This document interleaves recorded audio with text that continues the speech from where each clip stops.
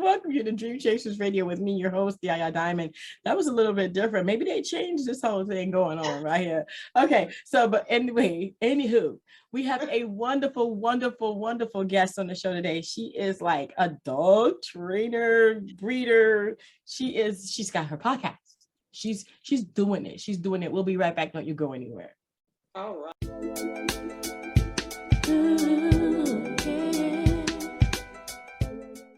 Welcome back to the show. Okay, so we have a dog breeder on the show. Now look, don't go anywhere, because not all dog breeders are bad. And not all dog breeders do bad for their dogs. Like me, I have dogs, I breed them. Have you ever had a litter of dogs? You're a breeder. Did you do bad by those dogs, or did you do good by those dogs? Not everyone is a bad person, and Jackie's here to tell us all about that. Welcome to the show, girlfriend. How you doing? Welcome. I'm great. How are you? I'm doing good. One breeder to another. Right. Good. Yes, ma'am. You know, if you've had one litter of dogs or animals, you've bred something. Am I right? Right. So what does that make you? That makes you a breeder. It makes you a breeder. Go figure. Yeah. Well, I'll be bamboozled. Yeah. Yep. Yep. Anything. Okay. So tell me, how did you get started, and what kind of dogs do you breed? Okay, so I have a very interesting story about how I got started. Initially, my son breeds American bullies.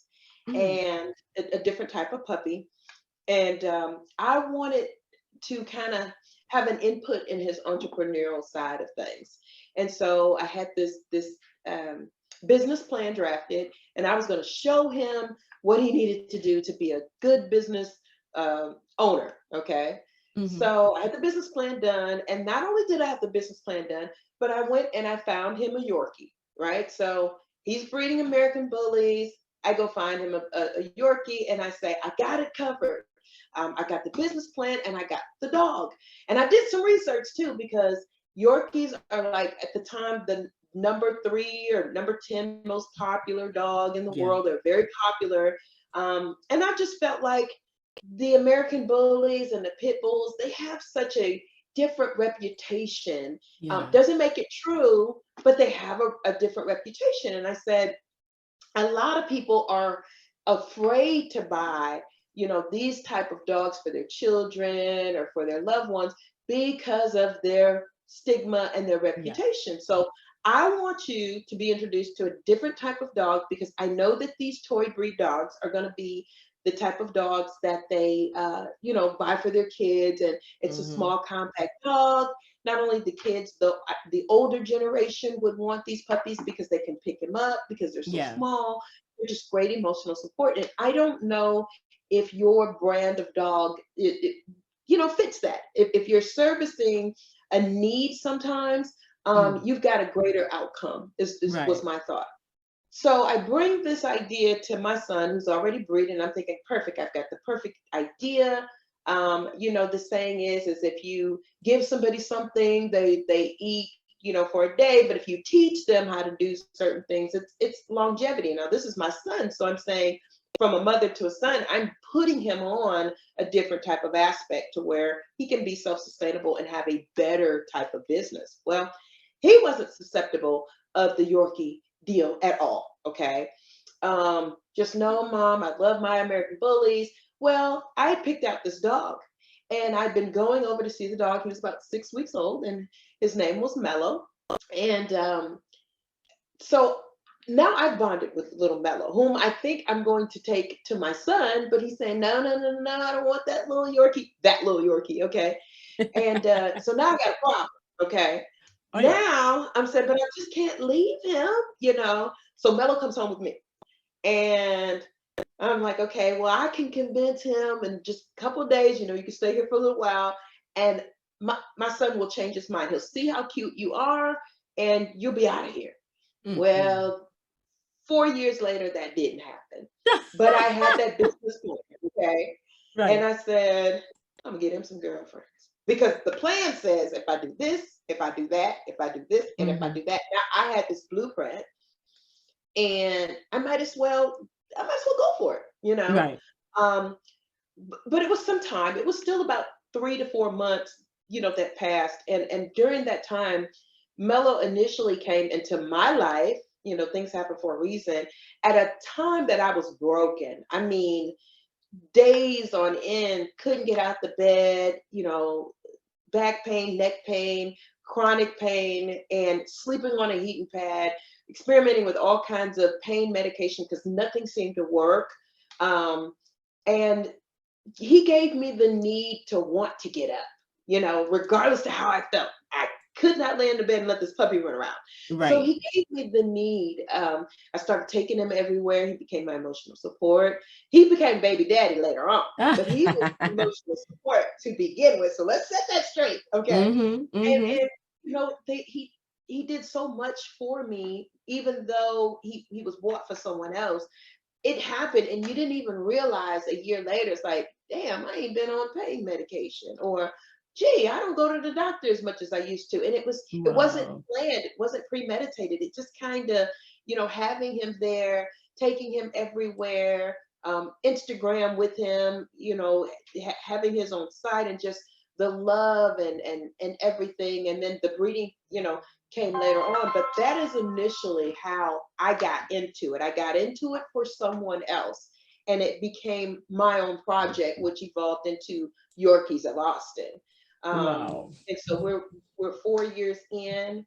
I still have my issues, but me as a person, my health is much better. Uh, Mm-hmm. yeah, I mean, it's definitely a testimony as to how I got started and how I ended up here with Yorkies of Austin and the whole breeding. So yeah, Wow. Wow. yeah, Animals are said to have a calming effect on people, especially sick people, people in hospitals yeah, and things like oh that. yeah. So you've experienced that firsthand. I mean, okay, so of course, your son, is he still doing the pit? He is, but he is saying and has said, "Dang, mom, I should have listened." We never got to a point where we were just falling out over his decision. Mm-hmm. In fact, we since that time, I've also introduced another breed, which are French bulldogs, Mm-hmm. and so we're co-owning some of those dogs as well. So it wasn't one of those things where, gosh, I should have listened. It was okay. Now the next time you come and tell me something, and you've kind of set the precedent, and you have made me understand over these years, so I get it. I get it Right. now. So yeah, Yeah. Yeah, yeah, definitely, definitely. Wow, wow, wow. yeah. So okay, so you have the little Yorkies, it's so cute. Then you Yes. have the bulldogs now, right? And Right, you guys are right, co-owning that. right. What do you do as a breeder that's different from the quote unquote breeders that we see in the news? I'll tell you. I will tell you. From from a moment, the moment that I started, I said, it's not what you do, it's how you do it. And I'm gonna be the best breeder or the best at whatever I do. So while these babies were growing up, okay, I was educating myself. I got my breeder's license. You don't have to have a breeder's license. You know what I mean? I wanted to be regulated. I wanted to know the different rules and regulations. I wanted people to come in and tell me what I needed to do different, and I wanted to be held to that higher standard. Okay, I wanted that. I wasn't trying to hide anything. I didn't have anything going on over here where if I'm going to welcome people in and try to provide a service or tell them or call myself a breeder, I want to be held to a higher standard because I knew the horror stories that we hear about the puppy mills and different breeders and different things of that nature. Okay, so Yeah. what makes me different and what set me apart is went for I went for the gusto, not necessarily the money, but I went for how can I provide the service? How can I make people comfortable? How can I get them to believe in what I'm doing And that was by leading by example, you know, having a breeder's license, having Yeah. a tiny house for the dogs. Like our dogs have their own tiny house. We're on YouTube. It's like, oh my God, she built a dog house, you know, and it ain't just any dog house, okay? And so what makes me different is I'm not chasing the money first. I care about the well-being of those dogs, you know, to the point where we do almost anything to keep them alive, even if that means wiping out of everything you've made, you know, for the year for these puppies. I mean, and Yeah. fortunately, I haven't been faced with that, but I can say that if I had it to do, I already know that that's, you know, what would happen. And the fact that I stay in contact with my clients, you know, if Mhm. there's a problem, even after there's an issue, they know they can call me.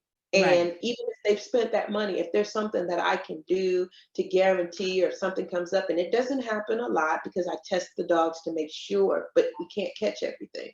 So No. I have that existing rapport after the dogs are gone. It's not a, Mm. oh, I'm gonna talk to you for 4 or 5 days. Once you buy the dog, I'm never gonna hear from you again. I don't care about what happens in your life. If you rehome the dog, you can't call me. Like the genuine love and attachment that I have to these puppies, even after the fact, I believe is what sets me apart. You know, like Mhm. there's life after you buy from Yorkies of Austin. You know, my clients Right. they will send me videos. They will send me birthday cakes of these dogs. They will send me these dogs on motorcycles. They will send me, and most of my clients are going to spoil these little bitty dogs, and they do. And so, you know, my phones are filled, my Instagram are filled, my Facebook is filled with just posts of existing clients that have Yorkies of Austin dogs. And it's, I don't care what kind of day you're having, um, they're going to pick you up because you know that you've got, you know, hundreds of dogs from city to city, state to state. It's not just an Austin, Texas thing. Like these dogs, they go worldwide, you know. Mhm. That's pleasing within itself. It That's pleasing. definitely is. Yeah. Oh yeah, oh yeah. And to give them to loving and caring individuals who you know are going to take care of them Yeah. and love them Yes. and get them Yeah. the right nutrition and the right Right. home. That's optimal. Right. Oh yeah, definitely, definitely. So, Absolutely. I know how you feel. I mean, I'm not a breeder, I'm not a licensed breeder, but I did have a couple of litters of dogs Okay. from my, Okay. puppies. And Yeah. one of the people I gave the one of my dog that I have now, I Mhm. gave that dog away initially to a family member, and the Okay. family member just didn't have time to train them. It became unruly, and they were Oh. like, "We can't keep him." I said, "Give him back to me." Yes. Oh, yes. Oh, yes. Yes. I have an always home policy. You know, my Mm. dogs they go out with a contract to where I say, you know, life happens. You know, Hmm. life happened to me. I never want you to take one of my puppies and just pass them on. You know what I Yeah. mean? Like bring them back. You know, like we don't have room, we'll make room. Bring them back. Because I know the energy that I'm going to put into to make sure that if your home did not work out, that he goes to a different home, or you know, if he needs to stay here, he's always welcome because this Right. is where he was bred at. Like we're the first to see him crawl. We're the first to see their eyes open. We're the first to even breathe life into them if they come in Hmm. this world and they're not breathing. I don't know Yeah. what that means to the next person.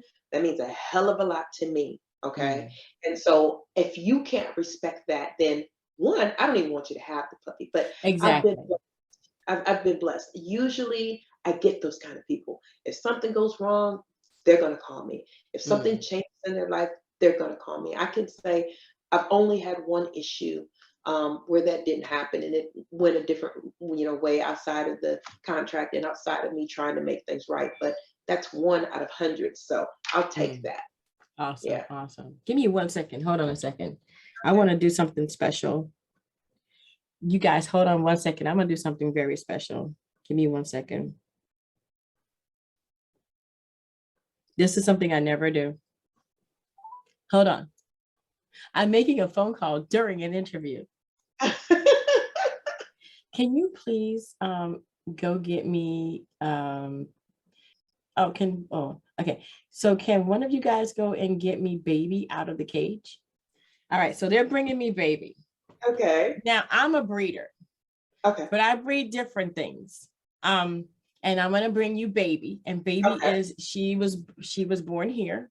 Okay. And we have about 80 to 90 of these. Yes, What dog. is Baby? Baby don't sound like a dog. Baby's not a dog. Baby's not a dog. What is No, Baby? Baby's not a dog. Baby gets released almost every day, and she comes back because that's what they're bred to do. And she is beautiful. And so she just had Baby, so she might be a little aggressive. Okay. But usually she's kissing me and she's hugging up on me. So, it is, breeders are different. There's some stereotypical people that they see these stereotypical breeders that hate on their animals, and they mistreat their animals. No, these animals that I have, they have shots that I Yes. administer. Oh, yes. And I'm sure that you know about this. Tell me what you do for your babies that most people don't understand that most breeders do. Well, for one, for me, my babies are vet checked. Okay. Mm-hmm. Beyond just they look fine. I've been doing this for 5 years. I can turn them upside down and see a hernia. Oh wow. They're vet Mm-hmm. checked. On most cases, they actually have their shots administered from the vet. So we Mm-hmm. have those records, those record keepers. So that those dogs have been seen and vet checked. Uh-huh. Thank you. I'm And gonna have you take her back in a that's second. different. That's different. Oh This my is Baby. Say no! hi, Baby. Say what's your boo-boo. Oh Hi, my Mama. Isn't God! she beautiful? Yes, she is. This is Baby. And she lets you hold her. See, this is Baby. She's Oh, beautiful, isn't she? No, wait, Mama. Wait, Mama. Wait, I know you want to get up on top of me. I know. oh my Hold on, Mama. Hold on. See, she's God. gorgeous. Yes. Yes. And so this is so she's mixed with a homing pigeon and with a I don't know how to say this in English, but a boucher, like a big bush, like there's different kinds of, and she's a pigeon. We have about 80 of them here. We do have a rehab for pigeons that have been maybe attacked by hawks. Yeah. And she's a sweetheart. She's your worship baby. Boo, boo, boo, boo. Hi, Mama. Hi, Mama. And so we really rehabilitate them. We try to save them. They are here. They are hunted by hawks. Yes. Yes. They're hunted by eagles and owls at nighttime. Thank you. Sword dogs. Yeah. Sword And so dogs. so I know what it's like to breed and to love your animals, and that she's so beautiful. That's Baby. And I have a lot of them. Or is it just her? Will all of them? I can hold. Okay, so when they have babies, they're very aggressive. They don't like to be held. They want to protect their nest. But she doesn't have any babies right now. We just took her off of fake eggs because we want to give her a break, her body to give, because they'll do 2 eggs all day long. The pigeon is living in bad conditions. They might die, and different things like that. So I'm glad to hear that you do that. That is something that really touches me as an animal lover. And as you can see, she knows me. That's amazing. Isn't she beautiful? Yeah. Now can I ask you, how did you get to the pigeons? I'm sorry? How did you get into the pigeons? So my husband is a breeder from when he was living in Cuba when he was a little boy. So now it's his thing, and it's just easily become mine. Yeah. So a lot of people, they see the stereotypical breeder, people who don't care for their animals, they just care for the money. Right. This is the opposite side. Both you and I are the opposite side. We love our animals. If our animals are in danger in any kind of way, they can always come back. True. That's what I love. Yeah, that's true. That's very, very true. Very, very true. So I had to make that phone call and bring Baby in. I appreciate that. Now can I bring my Simon on? Can we? Yes, definitely. It's an animal show, girl. Bring Simon on. Oh, how to? Okay. That's what daughters are for. That's what kids are for. Give them on, get them on the phone. They love the phone anyway. Call them on the phone. Something. Bring the baby. Top anyhow. Yeah.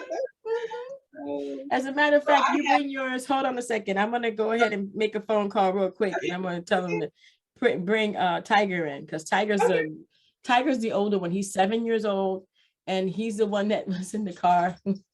Can you let Tiger in real quick? Yeah, Tiger. Hey, are you still here? I'm in So Tiger is he is a game breed pit bull. Okay. He is sweet. Come here, Tiger. Come here, boo boo. He was the one that was. Come here. He was the one. Let me see if I can get him. Now you're not gonna jump up here. Come here. You gonna jump up? Come on. Let's see if we can get you. Tiger, come here. Wait, hold on. Let me see if I can get him in the picture. There he is. Oh. Say hi, baby. Say hey. Say hi. Say hi, mama. Yeah, sure. That's Tiger's puppy? No, it's not Tiger's puppy. So we got her to breed her with Tiger. And she just, look at her. She's just so cute. Okay, you can take her. Come here, Mom. Go, Moo. Tiger. Cute. So we have. How old is she? She's a year and a half now.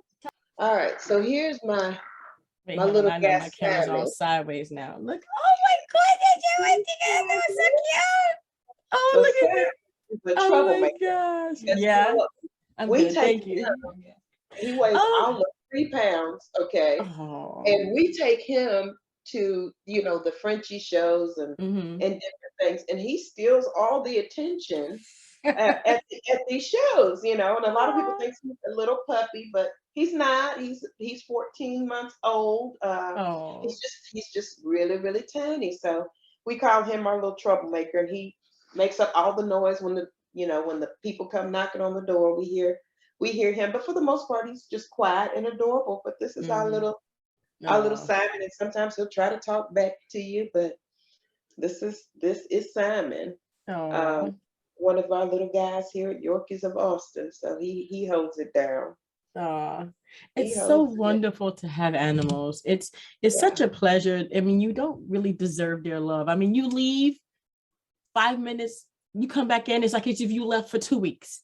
Yeah, they're excited to see you. They go crazy, They definitely go crazy. But one of the things is, having them during the pandemic, especially when we were shut down and you couldn't do anything. I mean, just sitting out and just watching them run and play and play with each other was so soothing. We couldn't go anywhere. Oh yeah.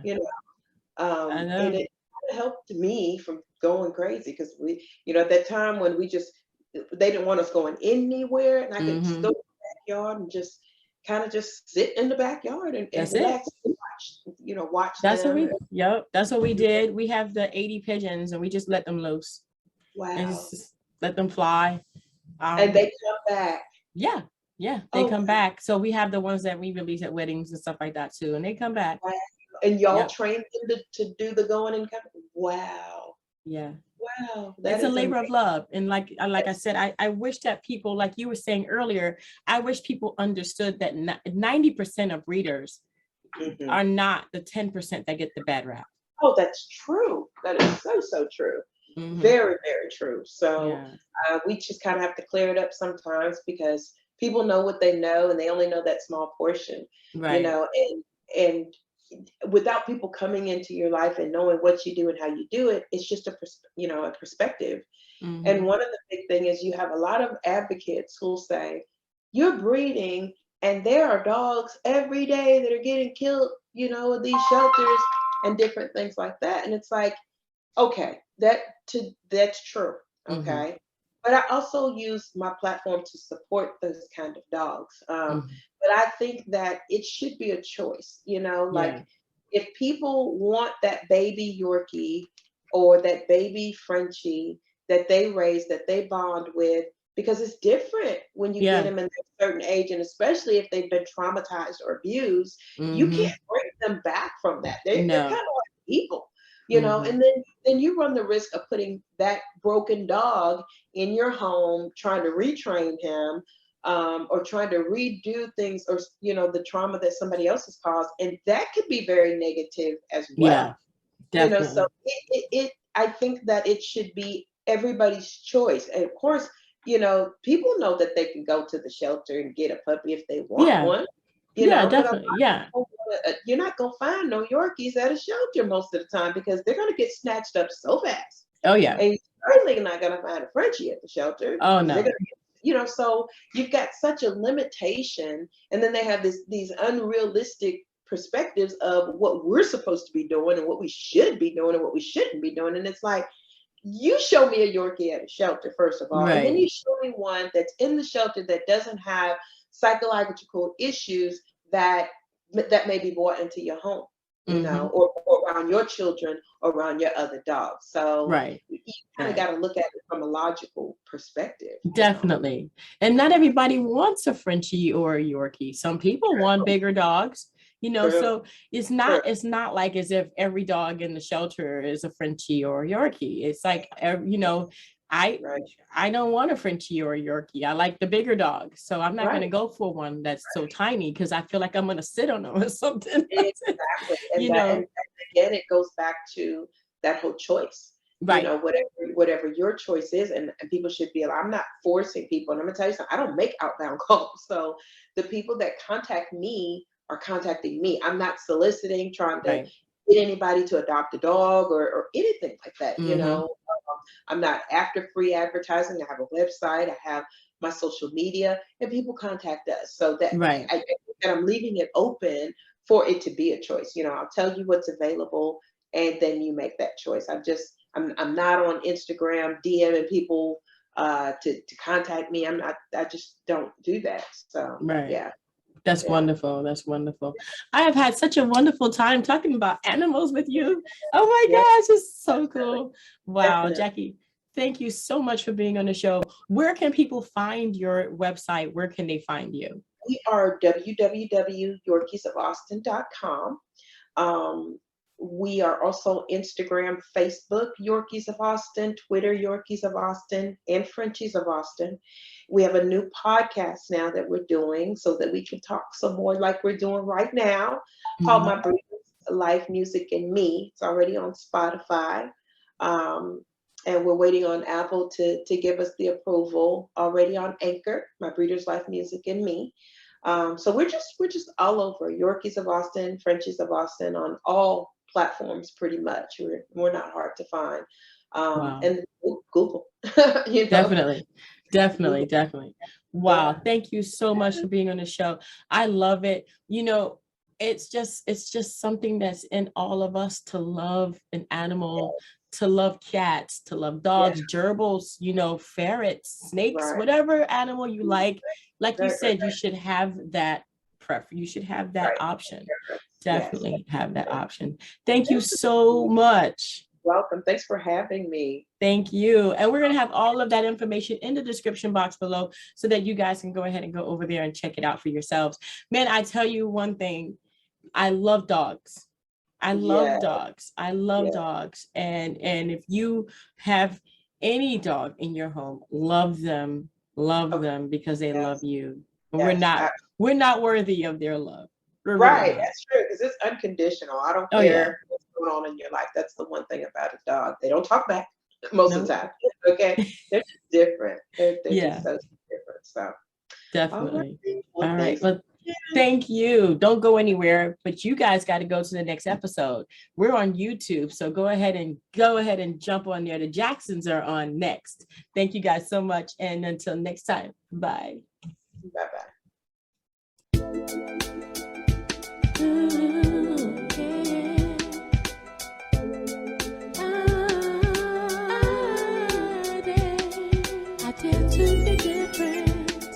I